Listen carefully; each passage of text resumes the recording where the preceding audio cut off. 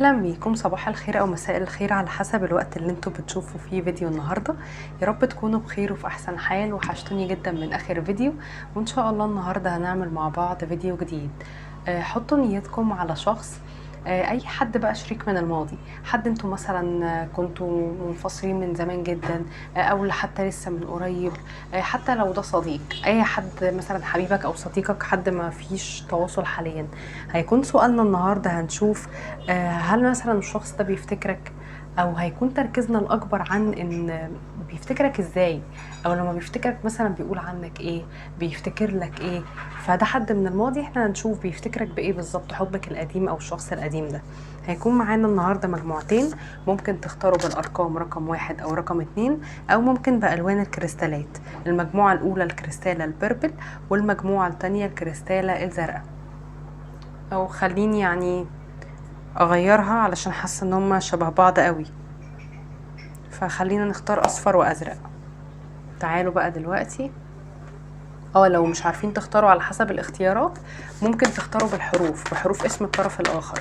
ممكن حتى لو انتوا عندكم شخصين تختاروا لكل شخص مجموعه مختلفه. تمام، دلوقتي هنقسم الورق وهنبدا، وهنشوف لك كمان رسائل منه.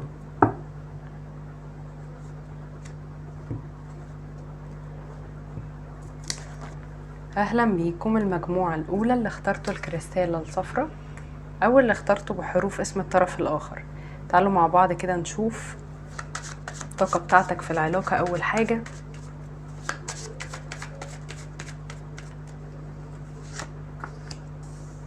يا ده انت كنت بتحبه قوي، ده انت يمكن تكون بتفكر فيه لحد دلوقتي، بس انت بتفتكره بحب.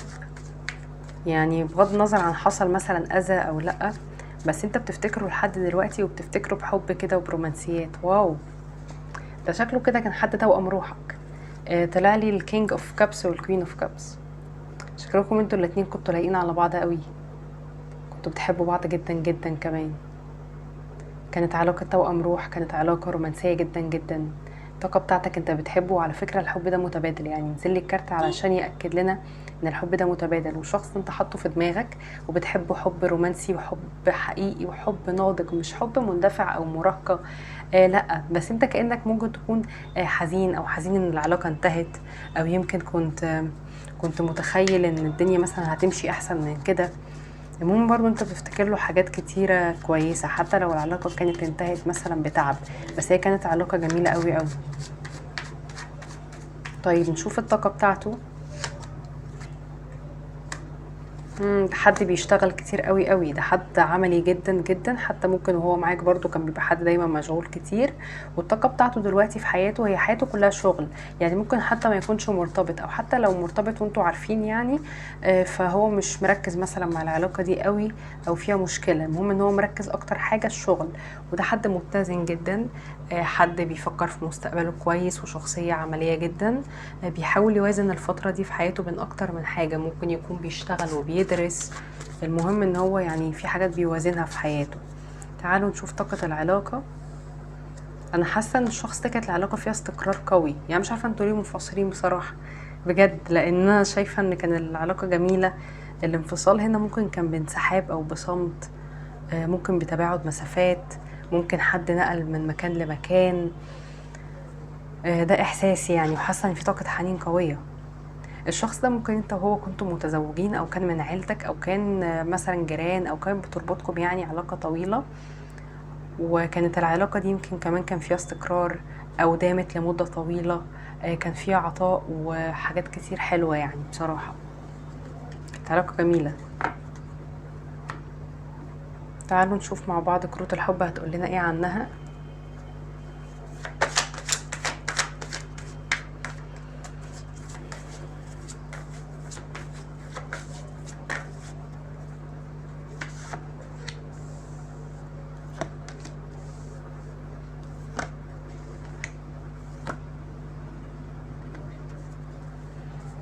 انا احساسي ان جت فترة على العلاقة دي، ويمكن من كتر المشاكل ما بقاش فيه الانجذاب الكافي او الانجذاب القوي اللي كان موجود زمان. احساسي ان العلاقة انتهت ممكن بمشاكل يعني بسيطة، او مشاكل بسيطة عملت تراكمات فالدنيا انتهت. او الانجذاب ما كانش موجود قوي زي البداية، او كان الحب ده غير متكافئ، يعني كأن كان حد مثلا اعلى من التاني بكتير، او كانت العلاقة دي الناس اللي حواليكم مش عايزاها، او حد تحديدا البنت في العلاقة دي كان عندها تقل ورفض. المهم ان كانت الظروف ممكن حتى وحشة يعني. في لكتير منكم لو العلاقة دي منتهية من فترة مش طويلة قوي، يعني مش مثلا حب طفولة او حاجة، في قابلية ان يحصل تواصل على فكرة، تعرف اخبار عن الشخص ده تاني، يبعتلك مسج، حاسة ان في دي في علاقة ممكن تتفتح تاني، احساسي.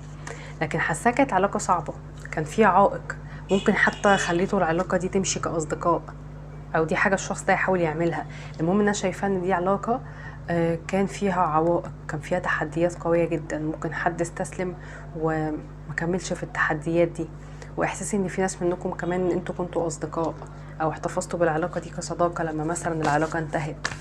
العلاقة دي كان العالم الخارجي هو اللي ممكن مؤثر وكنتوا محتاجين تاخدوا بريك، او العلاقة دي كان محتاجين انتوا تاخدوا بريك من بعض شوية، بس كأن الموضوع طول قوي.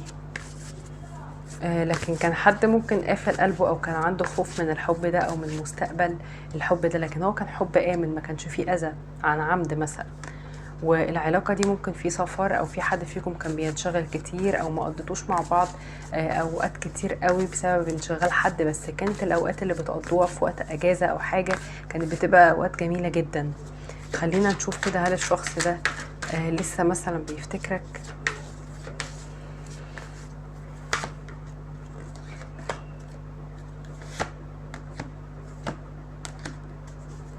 انا شايفاه اولا شخص عملي قوي قوي، كمان ممكن بيفكر في الشغل بتاعه كتير، حاسه ان احنا محتاجين ناخده. حاسه ان الشخص ده من فتره للتانيه بس خلينا كده بس نتاكد من حاجه.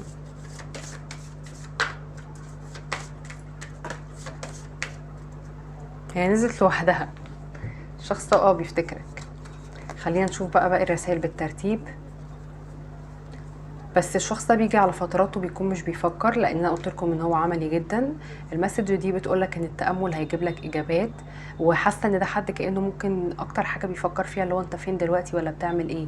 العلاقه دي ممكن الوقت كانت قابلته في وقت مش مناسب، ممكن كان في حد عنده مشكله في الثقه.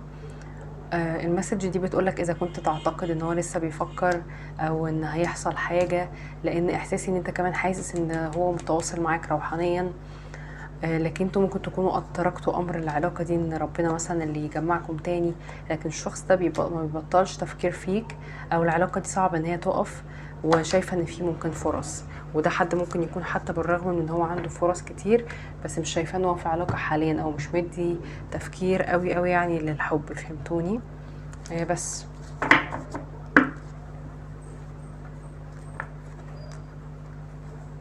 تعالوا هنسأل مع بعض أسئلة. شوف أول حاجة، الشخص ده لما أنت بتيجي على باله بيحس بإيه؟ أول ما بتيجي على باله بماذا يشعر؟ بالشغف، بالشغف الشديد، وإن هو عايز يجيلك يعني جري. كل ما بيفتكرك بيبقى عايز يقرب منك، بيبقى هيموت ويبعتلك مسج إن هو عايز يعمل حاجة. طب لما بيفتكرك إيه الذكرى أو إيه الحاجة اللي بيفتكرها لك تحديدا؟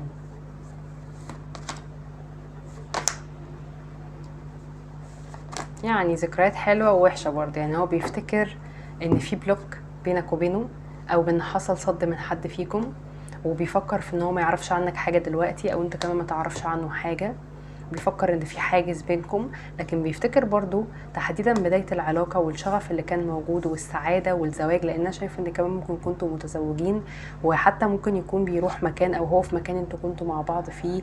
المهم ان هو بيفتكر ان في عائق او في بلوك او في حاجة، لكن برضو بيفتكر قد ايه كان في شغف، قد ايه كان في انجذاب، قد ايه كان في سعادة واكتمال لحبه، وحاجات كتير قوي قوي حلوة. بيفتكر لك حاجات كتير جدا جدا حلوة هنا، ان هو بيحس ان انت البيت والاستقرار. تعالوا نشوف كده لما يفكر فيك بيبقى شايفك ازاي. ممكن حتى يفتكر زواجكم او ذكرى سعيدة او رحتوا مع بعض فرح او خروجة.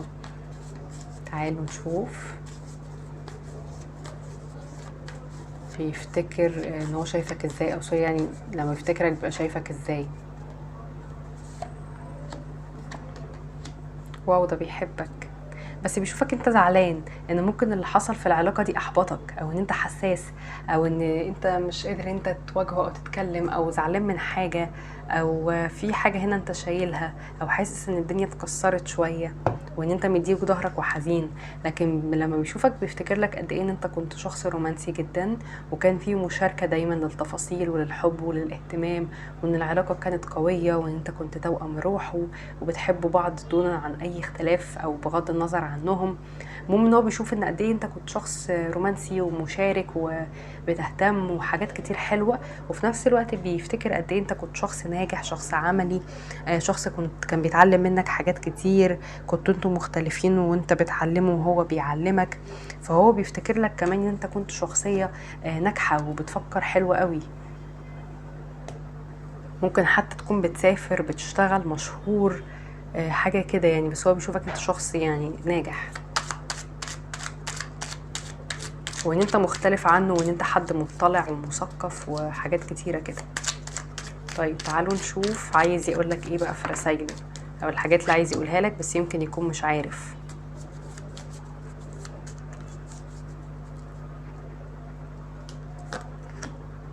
اوكي،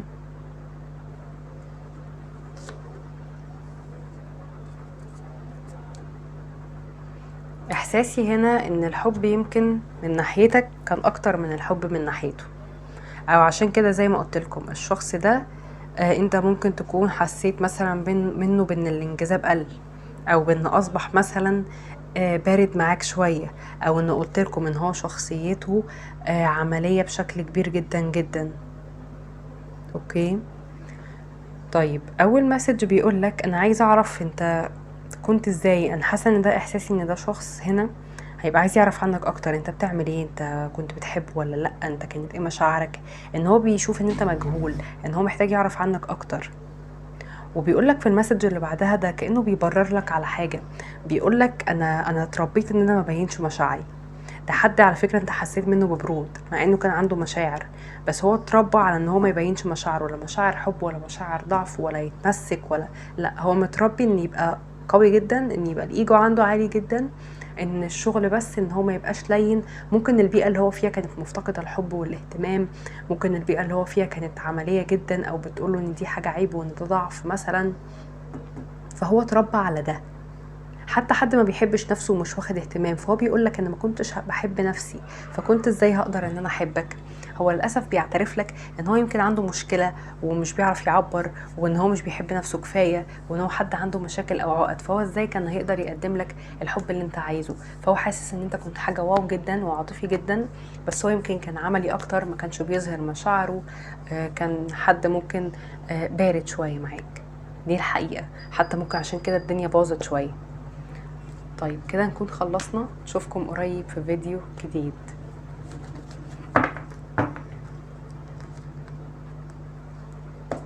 يعني هو الشخص ده انت كنت عاطفي وحبوب كده وبتاع، هو ما كانش عارف ان هو يلحقك او يعمل لك نفس اللي انت بتعمله يعني بنسبة كبيرة. كده نكون خلصنا ونشوفكم قريب. اهلا بيكم المجموعة التانية اللي اخترتوا الكريستالة الزرقاء، او اللي اخترتوا بالحروف، حروف اسم الطرف الاخر.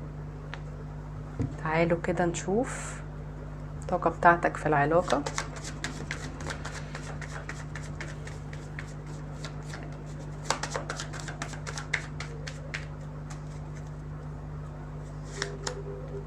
واو، ده انت بتحنله، انت بتشوف ان هو كان اقرب صديق او كان اقرب شريك او كان احسن حد او احسن علاقة دخلت حياتك، او بصفة عامة يعني بتحس ان ده اكتر حد انت قربت منه في حياتك. اوكي، ان كان في قرب ومشاركة، يمكن عشرة طويلة جدا وعلاقة طويلة جدا، فانت يمكن بتشوف ان ده حب الطفولة، حب الماضي، حاجة زي كده. وحاسة ان حد ممكن كان اكبر سنا من التاني، فالحد اللي كان اكبر ده كان بيهتم وبيحتوي الطرف الاخر، في ذكريات، في خروجات، في هدايا ما بينكم، في شات، في حاجات انت بتراجعها او صور. دي الطاقة بتاعتك، حنين قوي. طاقة الطرف الاخر،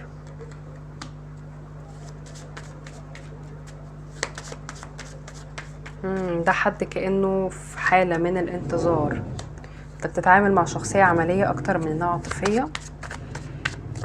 هو هنا حد اللي مركز عليه الفترة دي ممكن يكون عمل مجهود كبير في شيء او في شغل ومنتظر النتيجة بتاعته، وحد مستقل. احساسي ان ده شخص سنجل، مش حاسة ان هو في علاقة، مركز بس على الشغل وعلى الاستقرار بتاعه.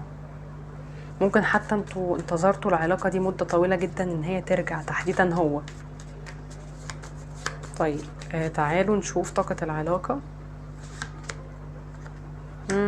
حاسة ان انتوا الاتنين لسه بتفكروا في بعض، بس في بلوك او في حاجز. اوه، ده كانت الموضوع صعب قوي. 3 كروت اصعب من بعض. لا، الموضوع كان صعب. العلاقة دي كان فيها تفكير وزعل، تفكير لأيام طويلة ونكد كتير جدا، وشعور بالذنب من حد فيكم. تفكير قوي، انتوا الاتنين بتفكروا في بعض جدا جدا، بس زي ما قلت لكم في بلوك، في حاجز موجود، متعرفوش حاجة عن بعض، في جرح ووجع قلب جامد بسبب طرف تالت او ناس اتدخلت بينكم، او خيانة حصلت، او بعد غصب عنكم. فالموضوع كان صعب، والنهاية كانت مؤلمة قوي قوي شكلها.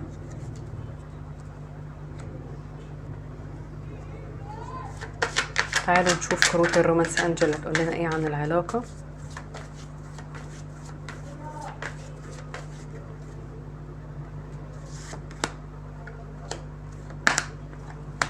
لا، العلاقة دي شكل كان فيها حاجات سامة، ممكن حتى يكون حصل فيها خيانة او حصل فيها اذى، بس بالرغم من كده انت بتحنله.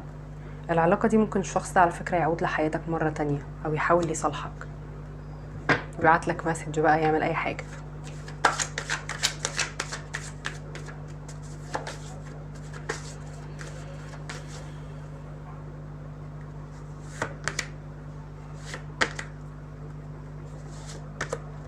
ممكن ما تكونوش منفصلين من مدة طويلة قوي يعني، بس هي ممكن تكون مش اقل من سنة بصراحة. يعني ممكن حتى في خلال السنة دي انتوا انفصلتوا. انا حاسه ان انت اللي بتتواصل مع الشخص ده روحانيا، وانت اللي بتخليه يفكر فيك. حتى المسج بتقولك اتس اب تو يو، ان الموضوع في ايدك. بتتواصل معاه روحانيا، بتبص على صوره وبتكلمه وبتحنله، فده بيوصل له. بس حاسه ان العلاقه دي ممكن ترجع تاني على فكره، وان كان فيها مشاعر. والمسج دي بتقولك اسمع لاحساسك، هيقولك الشخص ده بيفكر فيك ولا لا، راجع ولا لا، لان بنسبه كبيره دي حاجه انت اوريدي بتحس بيها. لكن في هنا فعلا رومانسيات، احساس ان الشخص ده بيفكر برضو من فترة للتانية، بس لسه هنتأكد اكتر من التاروت. اهو العلاقة دي فعلا كان فيها حب، يعني ما كانتش خداع.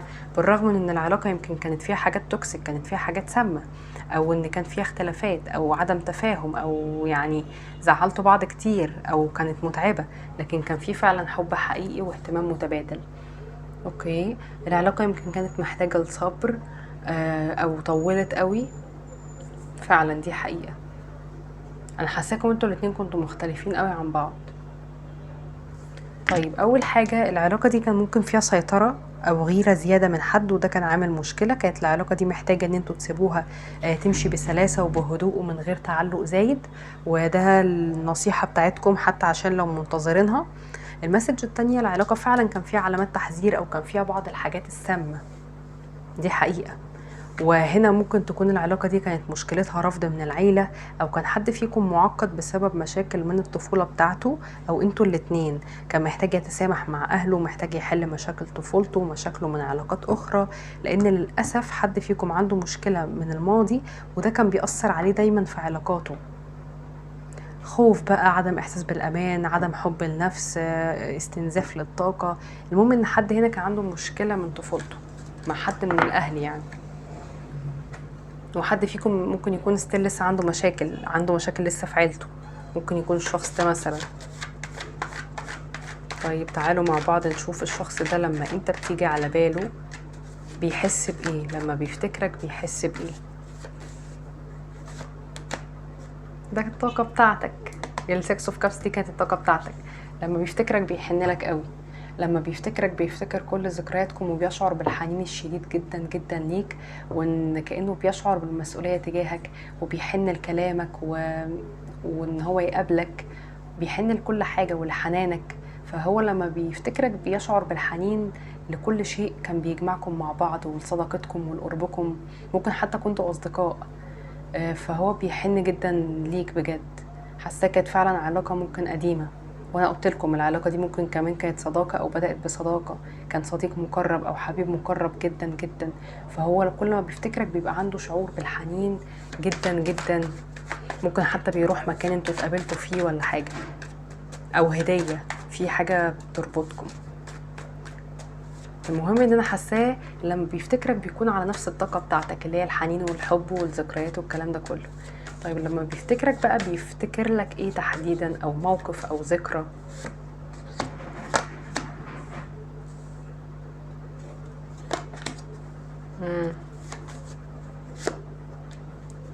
لا، ده شكله بيفتكر الحاجات الوحشه، لان العلاقه دي ممكن حصل فيها جرح او انتهت بجرح او بعد او حاجه او كلام جارح. فلما بيفتكرك ممكن يكون بيفتكر كلام جارح انت قلته له، او صد من ناحيتك، او كلام انت اتعصبت وقلته له مثلا بسبب ان انت اكتشفت حاجه ولا عرفت حاجه، او ان هو كان بيقعد لوحده كتير، او ان هو كان بينعزل كتير.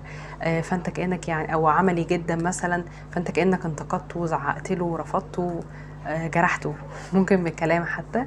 فدي حاجة كان بيفتكرها. ممكن انت اللي كنت عصبي زيادة او غيور زيادة شوية، فدي بعض المواقف اللي بيفتكرها لك، العصبية، الغيرة. ممكن كمان بيفتكر ان كانت العلاقة اون اوف، فيها قرب وبعد، وان انت ممكن تكون انسحبت من حياته فجأة او تقلت عليه، لعبته. وبيفتكر دايما ان هو بيبقى وحيد من غيرك. هو حاليا ممكن يكون بيشعر بالوحدة الشديدة من غيرك، وكان بيحس بالاستقرار معاك. فبيفتكر برضو فترة كان فيها استقرار معاك، بس بعد كده قعدتوا مثلا فترة طويلة في مشاكل وفي صمت وفي وحدة. تمام.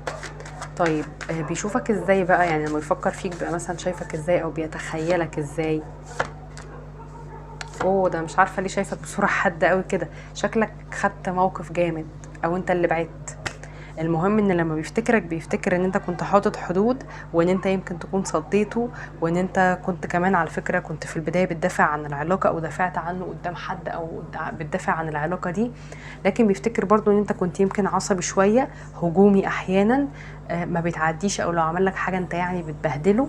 وبيشوف ان قد ايه انت كنت شخصية حازمة وحادة لاقصى درجة، وعقلاني جدا لما بتاخد كلمة ما بترجعش فيها. فهو بيشوفك ان انت كأنك جنة ونار، انت حب وحنية، وفي نفس الوقت انت عصبي وتحط حدود وتبقى حاد جدا. لكن برضو بيشوف ان انت شخصية طفولية وجميلة. هو بيحس ساعات بتناقض، ان هو انت ازاي طفولي وجميل ومتفائل وحنين كده، وازاي بتقلب كده مرة واحدة، او بتبقى عصبي قوي كده وتعمل حاجات كتير قوي. لان هو كمان بيشوفك طفولي، او انت ممكن حتى تكون اصغر منه بكتير شوية. فهو بيحس بتناقض في الموضوع ده. تمام. تعالوا بقى نشوف رسايله ليكم.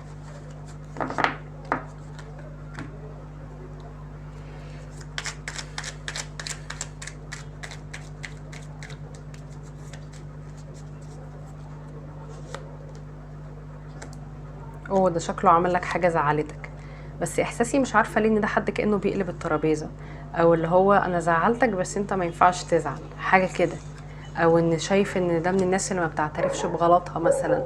لان هو شكل الشخص ده عمل لك حاجة، حتى بيقول لك انا في اول مسج بيقول لك انا زي عندي كوابيس كده بسبب اللي انا عملته معاك، زي احساس بالذنب. ففي نفس الوقت بيشوفك ان انت عصبي وجرحته وقفت له، ما ده رد فعل طبيعي. فهمتوني؟ المهم ان هو شايف ان هو عمل لك حاجه، وبيفتكر برضو ان انت خدت ساعتها رد فعل قوي.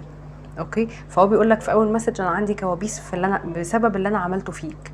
وبيقول لك اتمنى، او ان هو كان بيتمنى ان هو يقدر الشخص اللي يقدم لك اللي انت عايزه، او يكون الشخص اللي انت عايزه. حتى في المسج اللي بعدها بيعتذر او بيقول انا مش قادر اقدم لك اللي انت محتاجه، وان هو كان نفسه يقدم لك اللي انت محتاجه ويكون الشريك المثالي بالنسبه ليك. لان انت هنا كنت عايز حد بمواصفات معينه، او كنت عايز معاه حاجه معينه وهو ما عملهاش، فهو مش قادر ان هو يقدم لك ده. وعنده كوابيس بسبب الموضوع ده، ان هو خذلك او ان هو عشمك مثلا بحاجه وما عملهاش. وهنا بيقول لك انا مش عايز افقدك. للاسف احساسي ان الشخص ممكن قعدك جنبه كتير، او اللي هو مثلا علقك ومش عايز يفقدك، وفي نفس الوقت انا مش قادر اقدم لك حاجه، اللي هو انا ولا هقدر اقدم لك حاجه بس انا مش هسيبك تمشي. فكان اون وقف عليك، يقرب ويبعد، انا عايزك تفضل موجود، انا عايز افضل ضامن وجودك، لكن هو في نفس الوقت ما كانش قادر يقدم لك اللي انت عايزه. فده من هنا جه الاذى، او جه ان هو ربطك وان هو تعبك. للاسف كان عنده شويه تملك. فكده نكون خلصنا، خصوصا ان انت هنا كنت بتقدم له حاجات كتير، عشان كده العلاقة كان فيها جرح وزعل وأذى. كده نكون خلصنا، ونشوفكم قريب في فيديو جديد.